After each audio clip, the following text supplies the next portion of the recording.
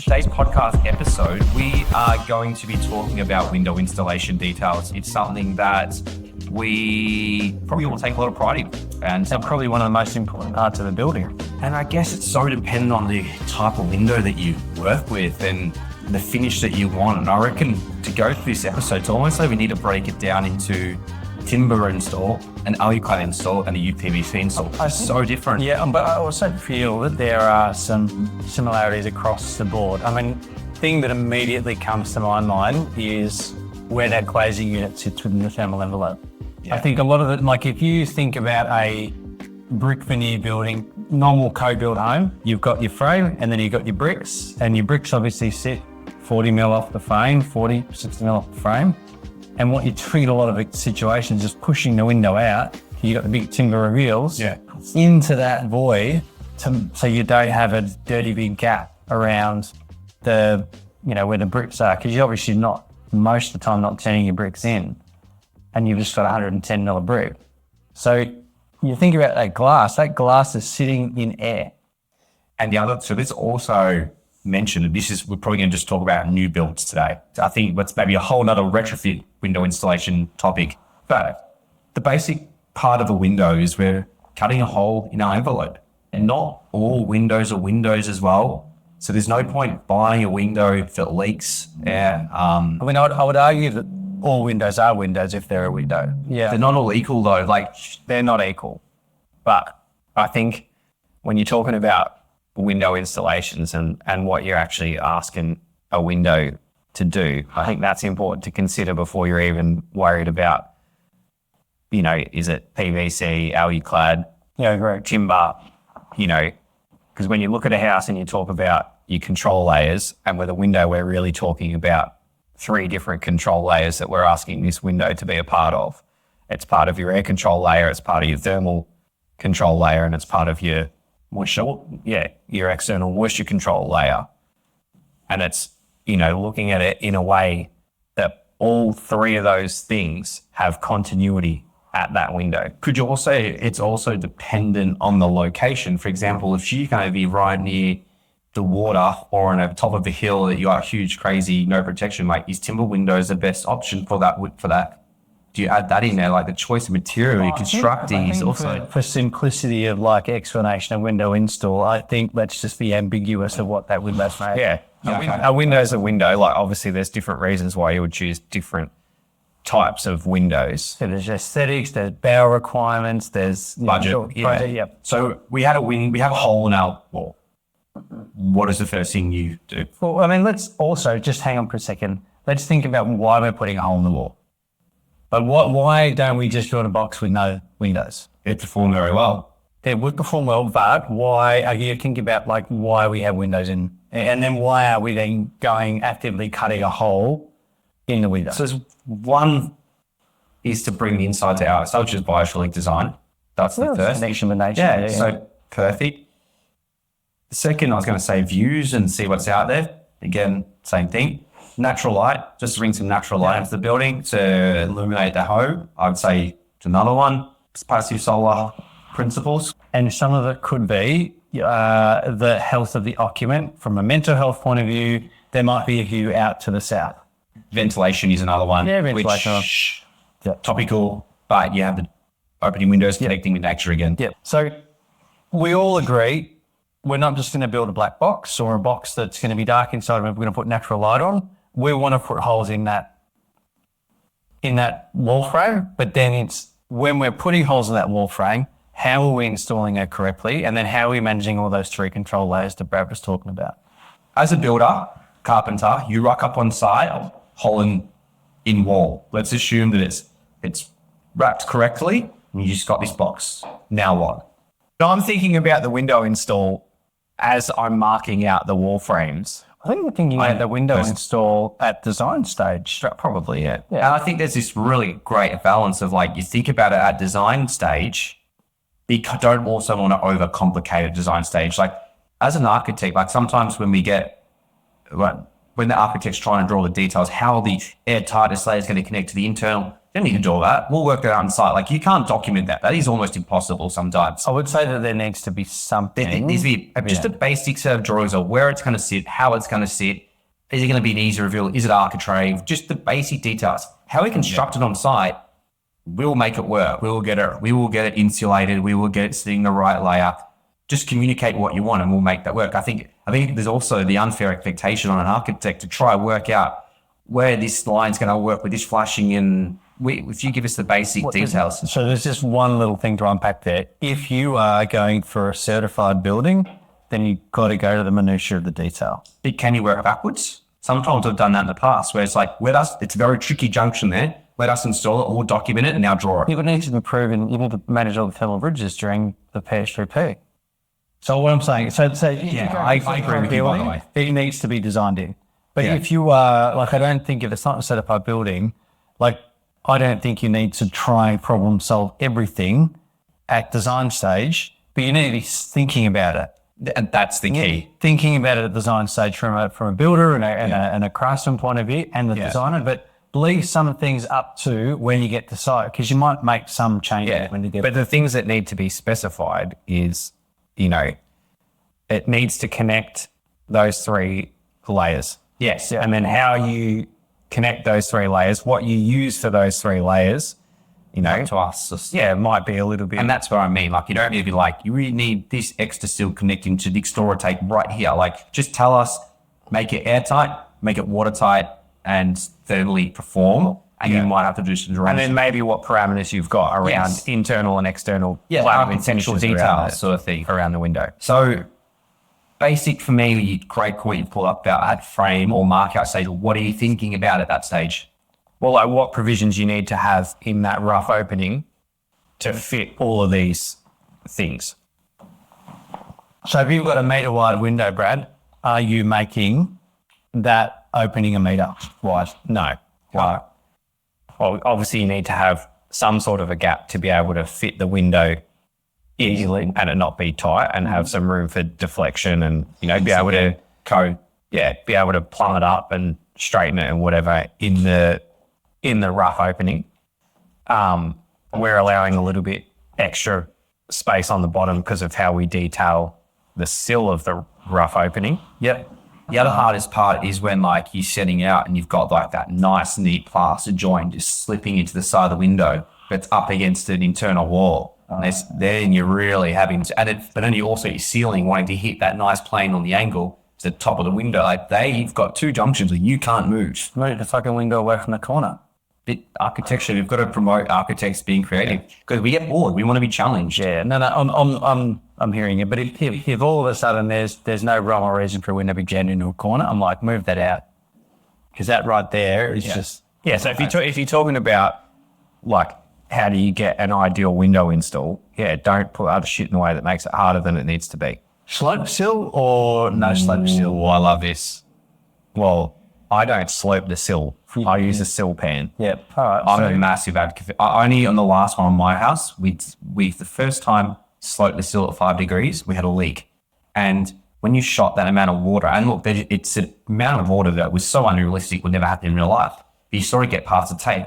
But what you saw it couldn't get up that ramp, so it would then fall back down. And that to me is like, you need sill pan or you need something that is going to push that water away. Yeah, you have to create a pathway. Yeah. A very evident pathway for water to go. Totally. Can I comment on this? Yeah. I mean, I love all of this, right? And you know what? Rory and I have talked about this a lot. Like, I look at our window installs with the back dam, the XOCL, and it's taped up the side and it's taped in the top corner, and then we tape the windows to the bottom and around. I just like, I was never fucking getting in there. You'd be so surprised. Have you actually pressure tested with water? Like, when you're someone, do you give it? But it's not. That's going to identify a leak that you can repair, right? Yeah. But say you get a really small leak that you can't see. Yeah. And it makes its way into the cavity. You're airtight, so you don't have that air movement to dry things out. It gets trapped, and So when you do a blower or test, why do you go around looking for leaks? If you're already at 0.6, Well, ego is probably a part of it. But you also want to know if you've got any bigger. Yeah. You should have before any weak dust. Have you got any weak spots? Yeah. So it's the same principle. And if you just get a water and throw it out the window, you're testing. We go back to We test I know. we tested, right? But I guess for me, it's like, okay, and I'm not saying don't do it, because I think it is just a bulletproof way of, making sure that, you get more water egress into your building. And we're potentially digressing a little bit here, but at what point do you stop? I had a message from Sean, Tassie Doorbell, the other day, when I was showing some details around a window, and he goes, "What are you doing for your bug mesh above your windows?" And I'm like, I'm not doing anything. I'm like, there has to be a point where you draw a line with managing things that are going to get in and out of your building.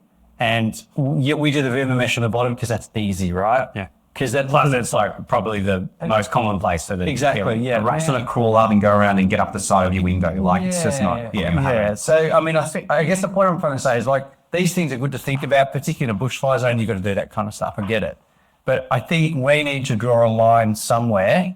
And I'm not saying it's not at slope still. I'm saying that I think it's a good idea. I guess I'm being devil's advocate here and asking. I also love the thought though, but that's a great part of where buildings are at the moment, because people are actually thinking about it. So it's better than having the thought of, what are you doing there? They mean, like, I don't care, whack it in. I can put a nail in and off. Okay. She'll be right. So say we don't slope the sill and we just slap it in there, right? Flat. Yeah. And even if you put it in level, it's timber.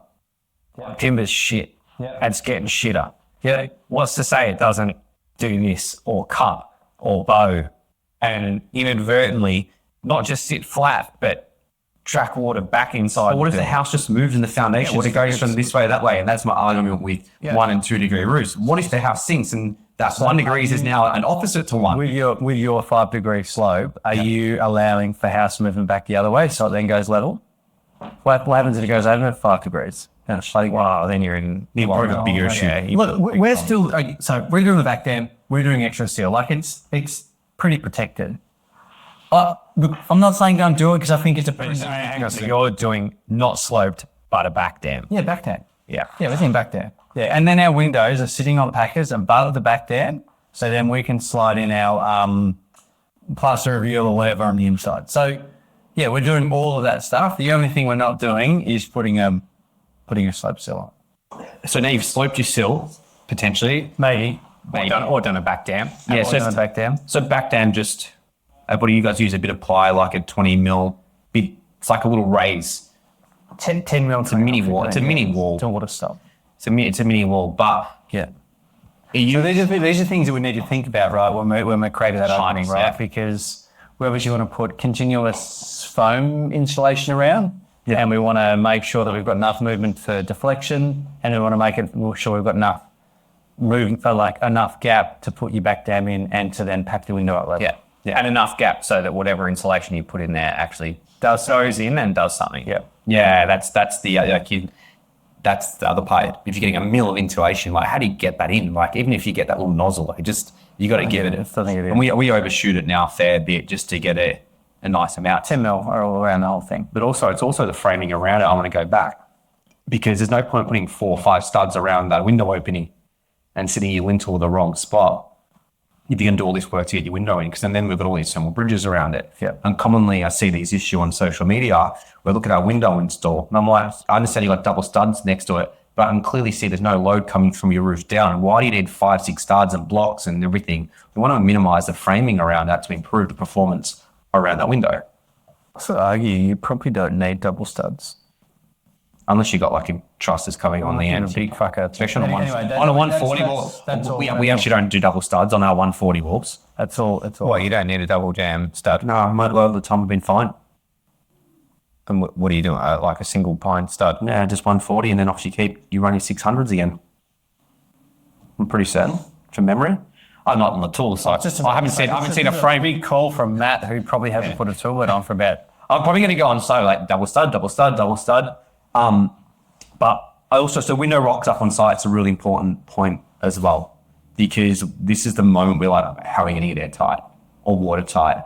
And we've just got, I'll just talk about my house recently. We've got Alucrate windows from Logic House, come from Poland. The system we're doing that now is compared to our big UPVC windows, which I know even since we've last worked with the UPVC, which is only a few months ago, and they've got a new system that you can use, which you'll probably talk about, Haim. But it's now working like, how do we seal that to our envelope? But we pre-prep everything. Yeah. So we prep. So the windows come in. The first thing that gets done is they don't go in the hole. They get inside and they go onto a little workbench, and then we detail inside and we detail outside with starter strip. And ideally, if you have the ability to buy the windows deglaze and glaze them on site, one of the best things you can do to get your windows in. Yep. Yeah. It all makes it very easy to move them around. Especially when you work with triple glaze, man. Yeah, it's so heavy and they're so expensive. The risk of anything getting damaged is insane. Flip them around easy. And it's really, I say it's easy because it's just, you need to think about where that system is going. It's taking the time to put that tape on properly, to adhere it properly, get your little pig's ears in the corner if you need to so you can fold it over. It's just thinking about like, how can you always make your life easier once that window's in? Yeah, I think that's like a good point. I've had windows before that have come to site and they had already taped the PVC frame to the reveal, but they'd used the aluminium foil tape, which is so junk. It's not actually called tape, really, should we? Yeah, but so we ended up peeling it all off and retaping it. So you've got to really consider what products you're using, and how they all work in unison with each other. I think it's also important to think about the system that's there too. Like I think, let's go back to the slow seal thing for a second. In my opinion, that's not part of the ProClimber system. The ExoSeal, the tape, the back dam isn't though. Yeah. So the ProClimber tape, just to give you a reference, if you tape inside and out, you should be taping inside and outside, whether you're going for air tightness or not, because it creates a pressure differential between the two. Yeah. All right. And also, from my understanding, if you tape in and out, it's the equivalent of a 2 meter wall high back dam. That's how much water it will hold before it fails, I'm being told. Wow. But what are you taping to? If you don't have Intello internally, just tape to your kind. It's just probably just tape to your studs on the inside, your opening. I haven't done it. I'm just saying, if you're going to say that this is what you should be. But you probably should. I guess the point I was making is that the system. So it's understand the system before you just go gung ho and go, oh, well, I'm going to put a window in and I'm going to put tape around it. And if there is a failure, try and then figure out where you failed, because there is actually a logical way to actually install these windows that's documented already, because the system. There's so many ways. And then within these are more wide of the lens view of how you'd install. Like once you start getting to nitty gritty details, like do you use the clips? Do you use the screws? Do you clips can fuck right off, in my opinion. Sometimes they're okay. I'm not the biggest fan of it, but they are good. I like them on the top of the windows because you especially when you got the Logic House ones, they're big. You need to secure them at multiple points, and if you can't get a screw from the top, how else are you going to do it? So do you reckon in that situation that those little bricks from clicking probably work really well? Yeah, I have huge reservations about them. I'd love to know their wind load capacities and stuff. I mean, let's not poo-poo. No, not let's poo-poo them. All I'm saying is something like that system would be really great for a big, heavy window, I personally don't think they work from UPVC, but I think on a rigid window like timber or alley flat, I think they've got a. The other thing, what we did on our most recent job is we actually got the Aluclad profile with the timber. We put 2 beads of silicon around or polyurethane around the whole way, stuck on a window pine reveal. Biggest suggestion I'd ever give is don't rely on the manufacturer to give you the reveals. Just cut them on site, make them yourself, get your windows bare. We stuck that down, we screwed from the back in, so it was more screwed the whole way around. Now that new reveal that we've got is now our fixing point. So not screwing through this beautiful window, especially if it's an oak. Then what we're able to do is you just need the basic Extorer tape. So we taped our internal layer just straight over the window reveal. Now window reveal is now the airtight layer. It also means that our easy reveal can just run straight in. Yeah. That's what your airtight is on the inside. So okay, so I see what you're saying. So you're Intello and then you're taping here. Yeah, just where the reveal comes out. Yeah, and then just tape face like what you do now with your Bink, your Yeah. PVC. You get their nice clip in, which I'll be honest, I wasn't. Installation fin. I was not a fan of it at the start, but then watching, I'm like, yeah, it does make total sense. You're just taping straight over it. There's stuff on our Instagram page. Like if you're not convinced, like it's a game changer. I was a bit concerned about was it going to push it out too much and stuff, but I do you still put in like another fixing on the side somewhere just to give it a little bit more strength? No, form straight in, fix it, like fit it off, tape it, foam cover it. The thing's not going anywhere. What do you do? Do you put fins in, or do you like the fins, or do you just? I think the fin system's awesome, but we're not all going to build our houses with big windows. That's exactly right. Yeah, and that's the thing. Maybe we're not all going to use Pro Climber. Even the three of us here all detail the bottom sill of our rough opening differently. Yes, actually, but that's actually a really good point. And not one. Well, you could argue potentially might not being sloped as well. I never sloped them until my house. So I was the same as you until my most recent window install. But I think all three of us, are doing the right thing there, or not the wrong thing there. Maybe one set of we're now improving on the 1%. Yeah, we are looking at small little things to improve. But if you think about with your installation, and I guess what this whole podcast episode's about, like where the window is in the wall assembly, what the process is, or the system that you're using to install the window, thinking about those three control layers, I think is really important. I think they're consistent across every single window suite you use. Yeah, like how are you managing it thermally? How are you keeping the water out? And then how are you managing it for air?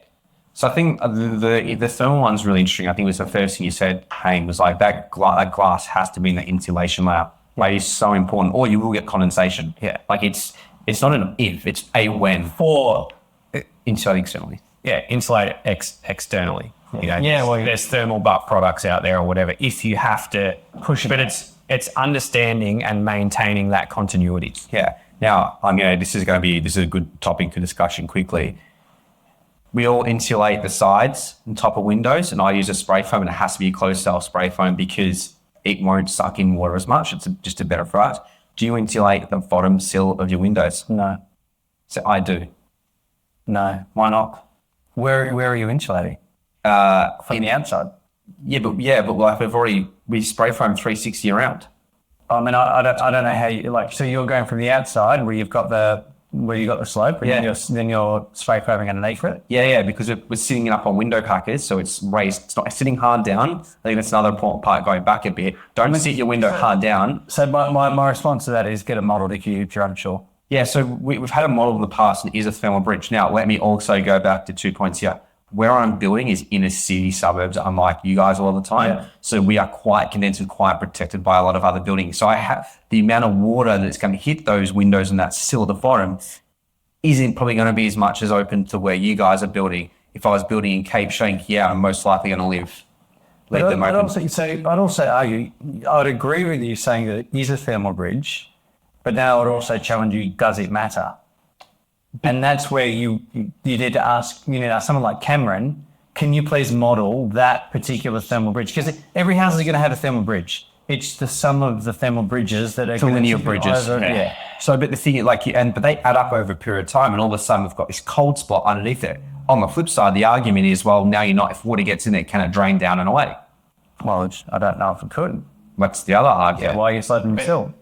Just to give you that extra. It's great for Instagram too. If you have a sloped sill, and then you properly manage what you do with, so say you slope your sill and you set a backing rod far enough in. So when I've set it up, I've got the slope sill with an integrated back dam and flat packing blocks. Yeah. I'll then pack the window another 10 mil up from that, so that the bottom reveal to my back dam, I've got 10 mil, so I can fit the nozzle in. But I actually want to talk to the manufacturers of that about setting it up differently so that I could put a backing rod in there and then insulate up to a certain point. This is what we do. My biggest gripe with spray foam insulation and the way most people put it in is put the gun in and send it.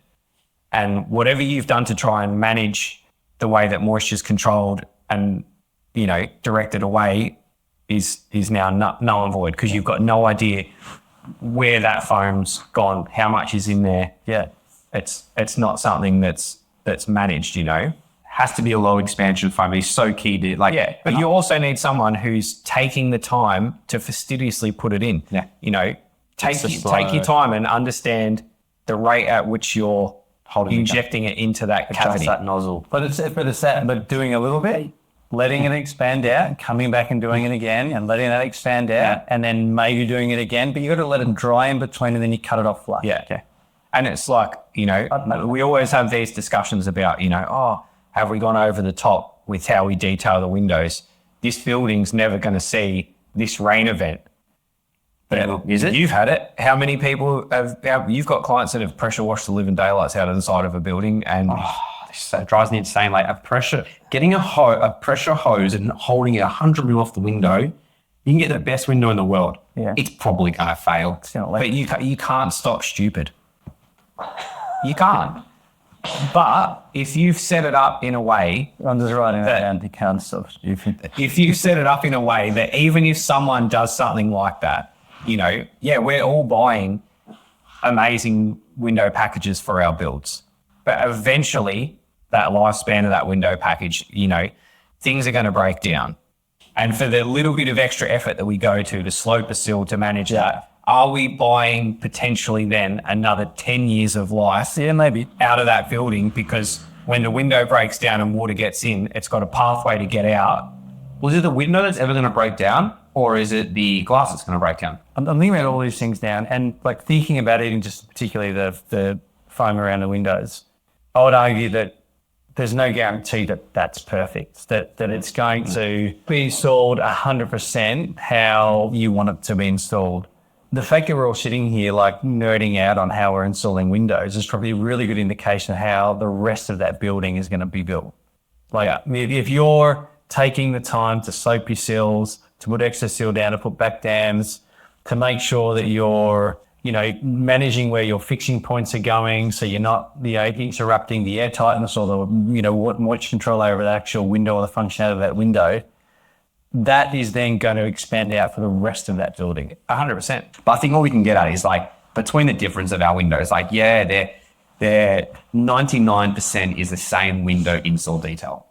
And I think the extra 1% is it's just the way we've just done things, and it depends on the type of window, depends on where you're building it or installing it. But I think also how we've installed windows in the past where they're rocking up and they're literally going straight to the hole, few screws, walk away and job done. It's not how we should be installing them. Like this is probably one of the most critical junctures of the building that needs to be treated that way. Probably the most critical. You're probably right, most critical, because we've all done renovations and we've ripped windows out. What's failed? The sill, the corners of the sill. There's two things to me that, there's three, I shouldn't say for me, there's three things in building that will most likely fail. One, it's a roof leak. Why people don't use a proper external membrane on the roof, that was me, eliminates it. Yeah. Two, and just on that, you can't just put fucking Pro Clima on your walls and say, I'm a high performance house. Like that's on the roof as well. I would rather. I'd rather it on the roof. I'd rather on the roof than the walls. So I'd rather put the Pro Clima on the roofs than the walls. The second thing is waterproofing. Biggest claim to have an insurance issue. Yeah. Third is windows. Windows leak. Again, they're the three. If you didn't look at those three issues in themselves, you know, so. And I would say to them, one's probably not higher than the other because they're all issues. It's all to do with water. It's all to do with moisture management. But you got to think like what are you doing as well after you've installed the window, especially externally and especially with lightweight cladding. So you've taken the time to put the window in, you've taped it nicely, whatever, and then you've gone absolutely fucking berserk with a nail gun and some cladding, and you've blasted holes everywhere. You've undone all your good work. Yeah. That's a very good point. I reckon we leave it there on windows. I think so. Yeah, done.